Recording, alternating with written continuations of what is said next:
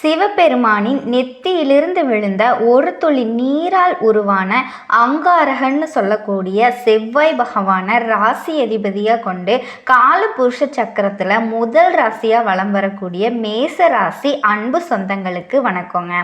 பொதுவாக மேச ராசிக்காரங்க பார்க்கவே ரொம்ப துருன்னு இருப்பீங்க.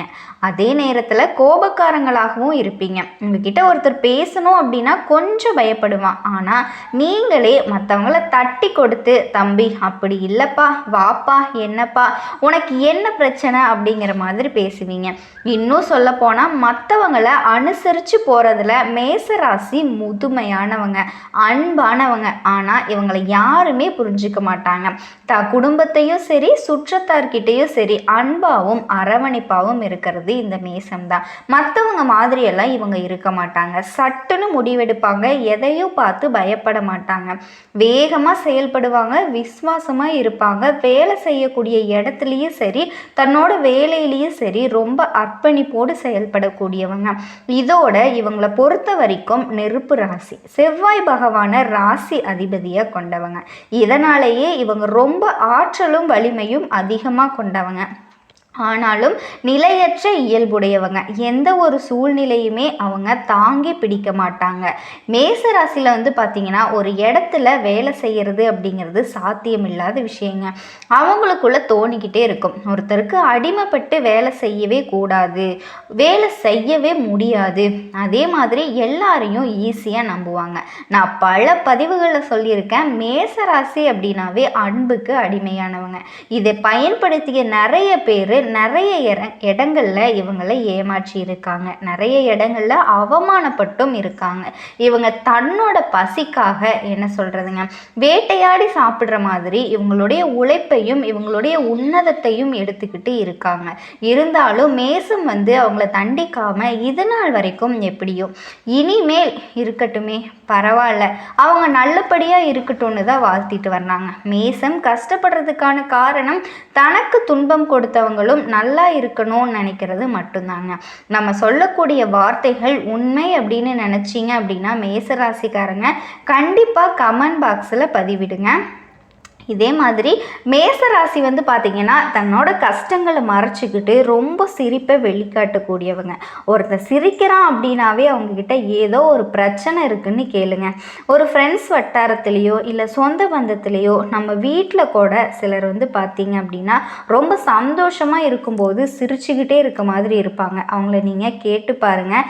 ஏன்னா மனுஷரோட வாழ்க்கையில் கஷ்ட நஷ்டங்கள் இல்லாமல் இருக்காதுங்க. எல்லா நேரமும் ஒரு மனுஷன் சிரிச்சு இருக்க மாட்டான். எல்லா நேரமும் ஒரு மனுஷன் அழுதுகிட்டே இருக்க மாட்டான். நாங்கள் ஜோதிடம் பார்க்கக்கூடிய நேரங்களில் ஒரு சில ஜாதகங்கள் என்கிட்ட வரும். அப்போ நாங்கள் கேட்போம், இந்த ஜாதகத்தை சேர்ந்தவங்க எப்படிப்பட்ட குணாதிசயங்கள், சிரிச்சுக்கிட்டே இருப்பாரா? ஆமாங்க, ரொம்ப சந்தோஷமாக இருப்பார். நாங்கள் ரொம்ப ரொம்ப சந்தோஷமாக வச்சுருப்போம். ஒரு அப்பாவாக சொல்லுவாங்க. ஆனால் நாங்கள் சொல்லுவோம், இல்லை, அந்த குழந்தைக்கு ஏதாவது ஒரு பிரச்சனை இருக்குது, அந்த பொண்ணுக்கோ பையனுக்கோ பிரச்சனை இருக்குது, வேணா போய் கேட்டு பாருங்க. அந்த மாதிரி நாங்கள் சொல்லி அவங்க போய் கேட்டு அந்த குழந்தைகளுக்கு பிரச்சனையை அவங்க சரி செஞ்ச நேரமெல்லாம் இருக்குதுங்க. இதை எங்ககிட்ட சொல்லுவாங்க. ஆமாம், நீ சொன்ன மாதிரி ஒரு பிரச்சனை இருந்துச்சு, அதை வெளிக்காட்டாமல் மறைக்கிறதுக்கு ட்ரை பண்ணிட்டு இருந்திருக்கான். ஆமாம், பெற்றவங்க பார்த்தா குழந்தைகளை என்ன பண்ணணும் அப்படிங்கிறத நம்ம கண்காணிச்சுக்கிட்டே இருக்கணுங்க. ஒரு குழந்தை ரொம்ப சோகமாகவே இருக்குனாலும் நம்ம கேட்கணும். ஒரு குழந்தை பார்த்தா சந்தோஷமாகவே இருக்குனாலும் அதை நம்ம கண்காணிக்கணும். புரியுதுங்களா? இதோட ஜாதகத்தை வச்சு பார்க்குறோம். மேசராசி குழந்தைகளுக்கு என்னென்னா எல்லாரையும் நம்பிடுவாங்க ஈஸியாக. ஸோ மேசராசி பெற்றோர்களாக இருக்கக்கூடிய பட்சத்தில் நீங்கள் உஷாராக இருக்கணுங்க. ஏன்னா அந்த குழந்தைகள் ஈஸியாக போய் அங்கங்கே தொப்புன்னு விழுந்துடும்.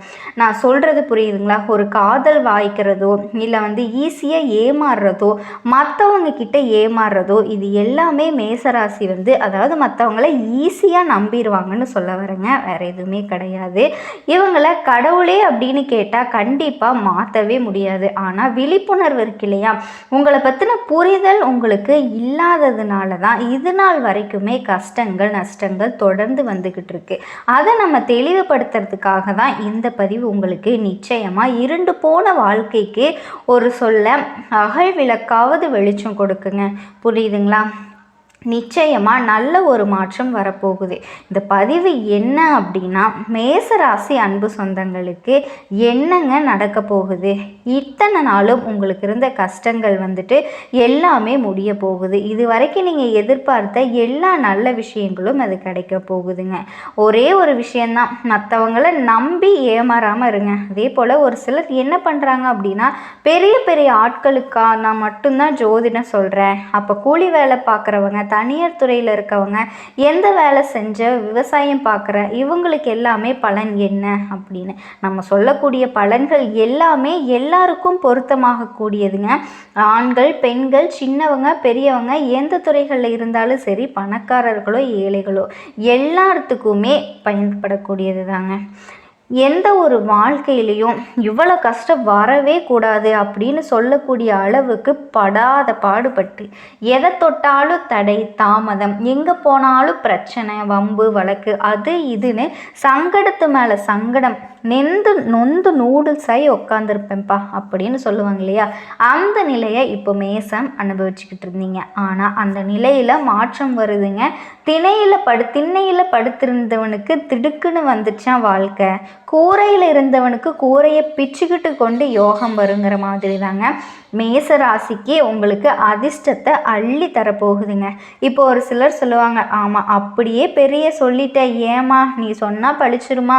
கண்டிப்பாக பழிக்குங்க. இந்த உலகத்தில் எல்லார்கிட்டேயுமே ஒரு மேஜிக் இருக்குது, அது இந்த நாக்கு தாங்க.